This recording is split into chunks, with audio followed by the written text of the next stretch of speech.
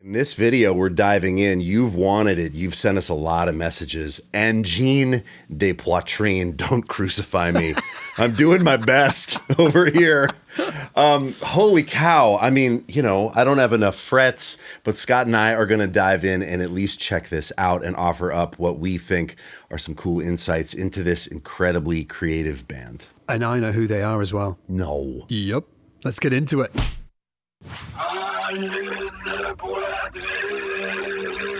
See? Say your band name before you start to play. Wild. Wild.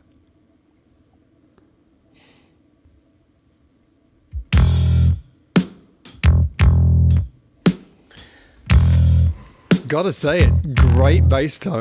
It's so cool. I mean, just like P bass with a pick. Yeah. And this. Okay, if you take a look, right, you see all those frets. It's because the frets are divided up into don't microtones. Focus on the noses, it's the frets, people, the frets. So he's just looped the bass right there. Yes. So he's using the looper, he's just looped the bass, and now he's playing the same riff with the guitar, which also has microtonal frets on it. And those microtonal frets are actually really important in the story of this as well, so keep watching. By the way, did you try and guess who this was when the first time you saw it or not? Okay, I have to say the first time I saw it, I didn't pay any attention. I thought it was silly. I have a bad habit of when people start to say like, oh, this is crazy, this is amazing, and something looks like this, I discount it for too long. That's a bad habit that I have. Yeah. So I was like, I blew it off for too long. But here, they are amazing. It's also like incredibly high stakes to do what they're doing, especially the guitar player. To loop all of this? It's a lot. So he's back on the bass, out. and now the guitar's looping now, but he's playing bass. It's really cool, isn't it? It's incredible, actually. All the pedal work too that he's doing. Yeah. And also the drummer is super solid. They're playing odd times. They're in these incredibly difficult costumes to perform in, I would imagine. Can you imagine? No. Like, then flipping it around, giving you this amazing payoff, right? Just playing nice, like, big, fast 4/4. Just like, oh. I mean, and then taking the foot, changing the pedal. Dude. Let's go. Okay, so two things I want to mention right here. Yeah. So first of all is that I thought when I saw them, I don't know why, but first of all, I thought it was Lewis Cole playing drums. Oh, really? Now, it's not Lewis Cole. Okay. I know that because I know who they are, and we're going to get that into that soon, right? It's not Lewis Cole, and it doesn't sound like Lewis Cole, but this was kind of sort of like up in terms of sort of like that sort of like concept. Like he's done some sort of like wacky stuff, kind of like Avant Garde stuff in the past, and that made me think about Lewis Cole. Let me just share a quick track from Lewis just so everybody knows who he is, because he's an absolute blinder of a drummer. Here he is playing with mono neon.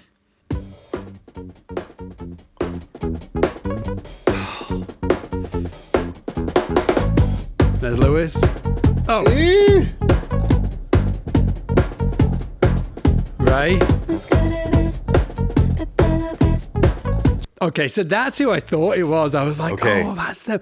But it's not, and we'll get to there in a second. Hey, do you want free bass gear, extra content, and exclusive videos? Well, listen up. As an SPL Insider, you get to be part of our free monthly giveaways where you can win bass straps, strings, pedals, multi-effects units, gig bags, even full-on basses like this one. But that's just the start. SPL Insiders also get exclusive director's cut versions of our YouTube videos, longer with deeper insights and packed with extra tips you will not find anywhere anywhere else. Plus, you're also going to get bonus behind the scenes content as well. All of this exclusive content is only available to SBL insiders. It's not on YouTube and it's not on our website. It's truly exclusive. And the best part is it's 100% free. Just click the link below or go to sblinsider.com, sign up, and boom, you're in. Free gear, exclusive content, no brainer. I thought it was incredible actually. And in terms of like stylistically, it reminded me, because when you listen to something for the first time, right, I don't know about you, but I'm always trying to sort of like categorize it. And I know that's not a great thing to do, but in my mind, I'm like, where can I put this? Yeah, what's it like? Who is it referencing? Exactly, yeah. So there's the riff side of it and the microtonal thing, that was kind of like cool as well. And then the actual sort of like, some of the tunes that they play are kind of like, it's punk. Yes, it's got this real kind of like Ramones vibe to it. Check this out. Like it reminded me of this. Yeah, like when they just straight up break. Let's go. Do you know, like I totally know what you mean. Do you know, tonally, it's not clean. That it's not trying to be clean. It's got this sort of like punk aesthetic to it. For sure, it's not prog. It's not Dream Theater, right? The drummer is not Portnoy. It's not influenced by like lots of drums, clean sounds. No. It's like more math rock. This is I think it's like born out of Avant Garde. Mm-hmm. So I think it was born, in fact, I know it was born out of Avant Garde, right? When I saw it, I was like, God, it's so interesting where they're coming from with that, the elements of like the riff elements, the microtonal elements, but the sort of like the avant-gardeness of it in terms of how they're actually dressed as well. I think that's sort of like a big clue there. And that sent me down this road of like, oh, how did they arrive here? Like, how did they get to there? To your point, they didn't come from Dream Theater world. Like, where are they coming from? And they absolutely came from avant-garde world. In fact, I've got don't share this, Alan. I've got the guitar player playing, and this is from 4 years ago. This is the guitar player playing in a different band, but it will, I think the important thing here is it will give you an insight into where this is coming from. Okay, so this is a clip of the guitar player playing.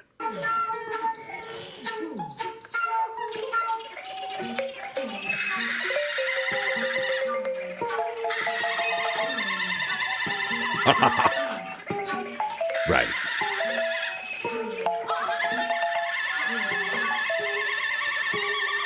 And that is exactly what you think it is. It's a woman, I'm just looking on my screen right here, screaming into the mic.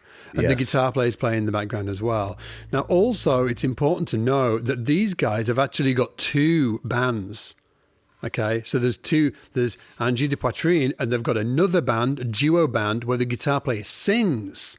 Okay, now I'm going to respect their privacy. I'm not going to, it's up to, I think I saw on their website that they want to sort of like remain anonymous. So I want to just sort of like hat tip to that and not out them on the internet. But this is them playing as a duo. And this is him singing. Check this out. And again, it's important to understand the sort of like where this comes from and the avant-garde nature of it as well. Yeah.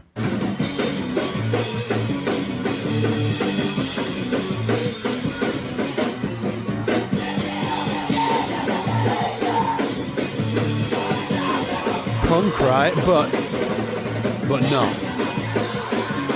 Well, this is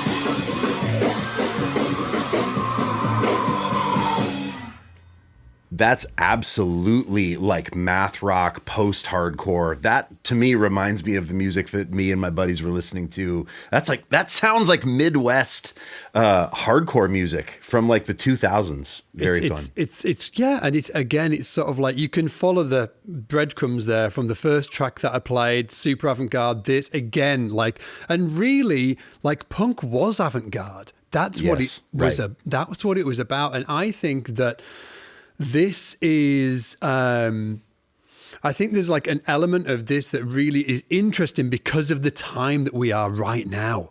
Do you know what I mean? Like we're at the tip of the spear of this sort of like, oh, AI is disrupting music. Yes, for it's sure. like now, my point here is like in terms of like AI disrupting music, I'm gonna tie this to actually the early 1900s. Bear with me, okay? I'm going to tie this to the early 1900s and how there could be like two parallels going on here. Okay, so I love YouTube. You probably love YouTube. But let's be honest. It's not the best platform for in-depth teaching. Enter the SBL Academy. At SBL, we break down the bass with a curriculum-driven approach that spans from complete beginner level to super advanced. We also cover all kinds of genres, skills, and techniques, all brought to you by world-class bass instructors. And best of all, you can get started today for free at trysbl.com. Check this out.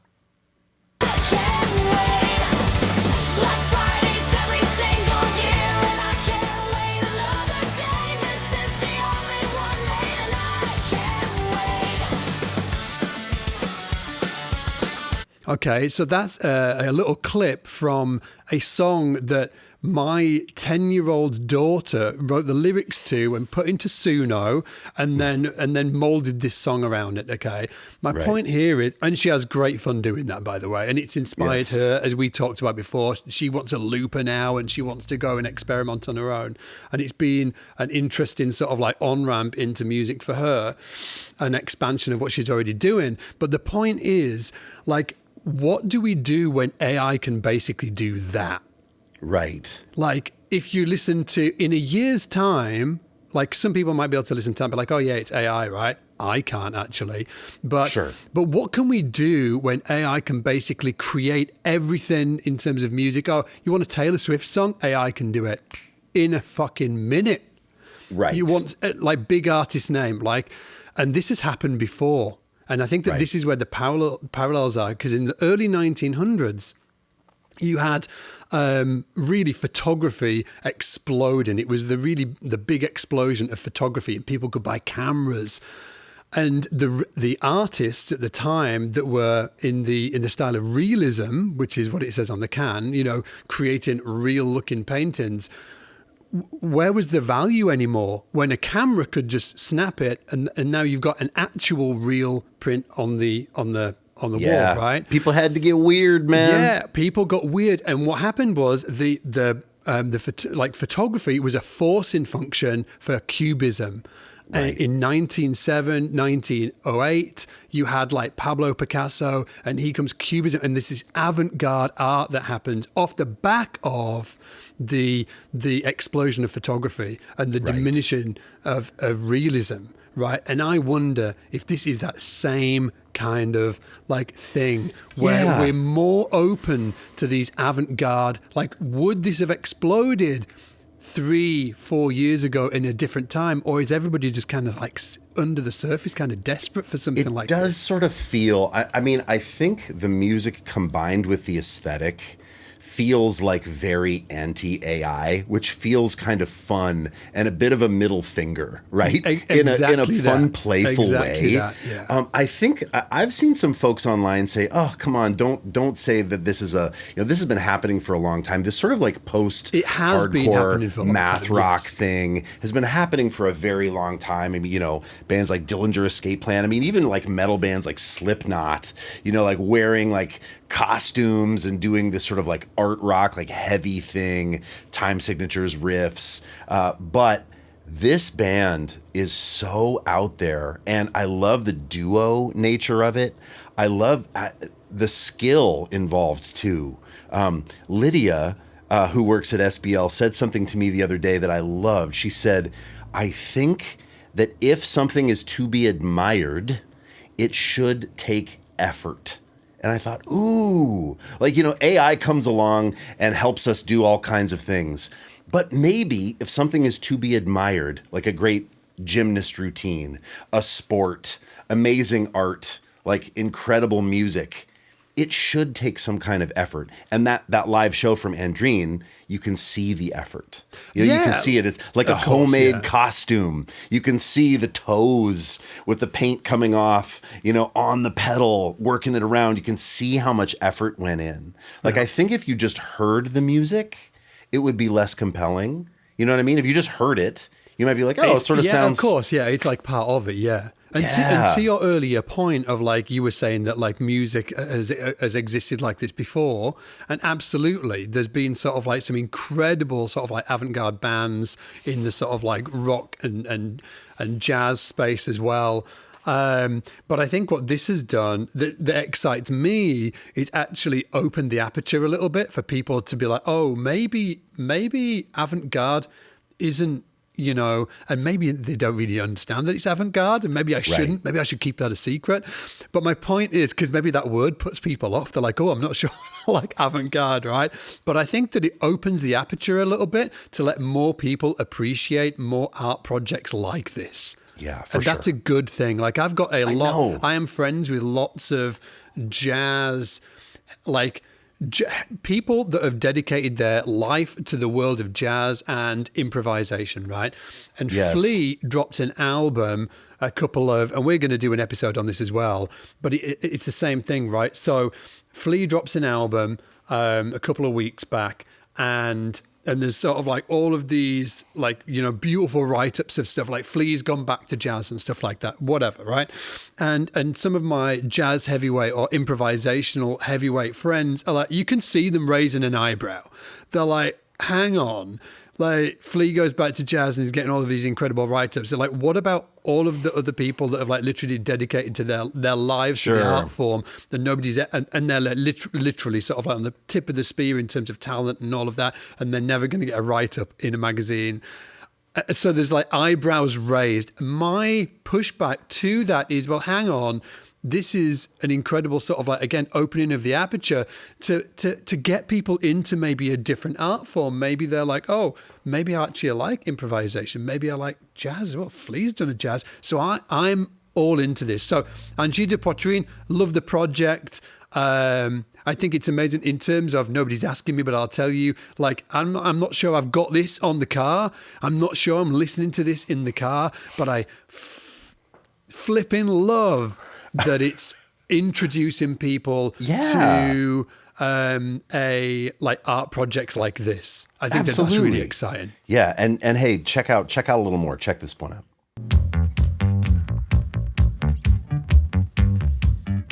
That bass riff.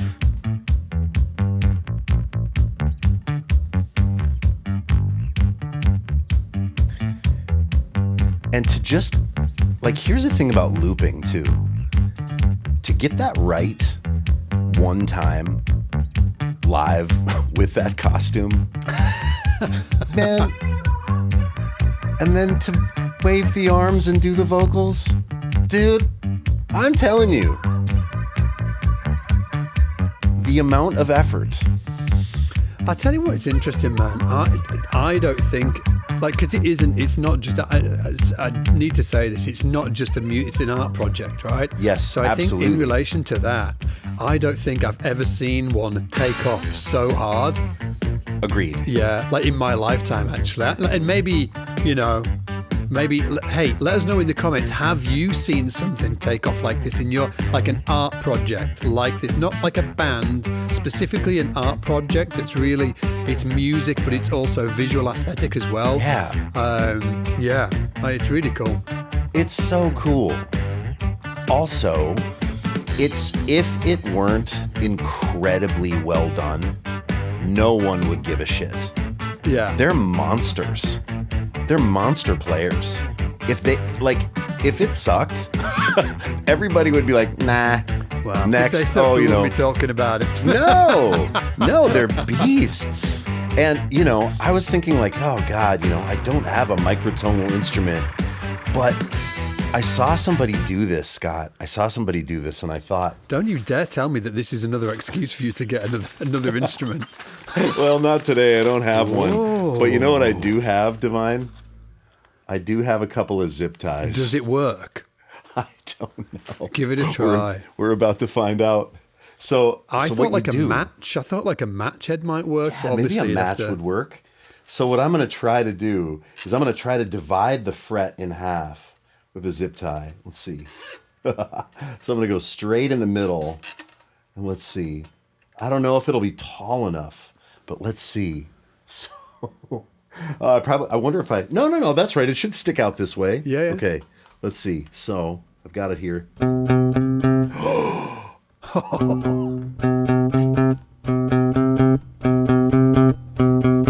Those are two different pitches. I Whoa. mean, they're pretty close together but whoa, dude, that actually works. Hang on, let me do another one. That is Hey, in the comments, fucking crazy. vote on this in the comments. Should Ian do a video breaking down this riff? no. In the comments, give us a big yes if you want Ian to break down this riff. Oh, Give him a project wow. for the week. That Let's is keep this man busy, wild. kids. Yeah. God, okay, hold on. Let's see, let's do one more. Okay, so if we get another one. Now, what the crazy thing is, 2 zip ties, right? Yeah. Will give you 4 notes. So now I've got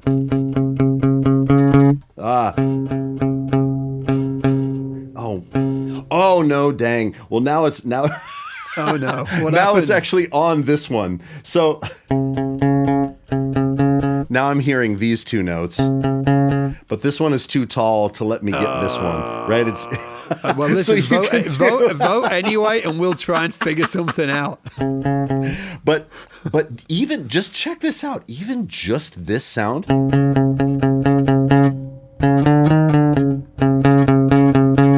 Yeah. Like that sort of sounds, it's the spirit of this band, right? Just because of that like kind of odd, you're like, is that the same note? Is it a bend? It's cool, isn't it?